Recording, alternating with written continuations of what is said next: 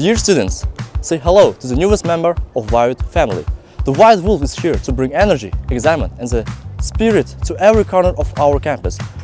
From now on, the WIUT Wolf will proudly serve as a symbol of our university.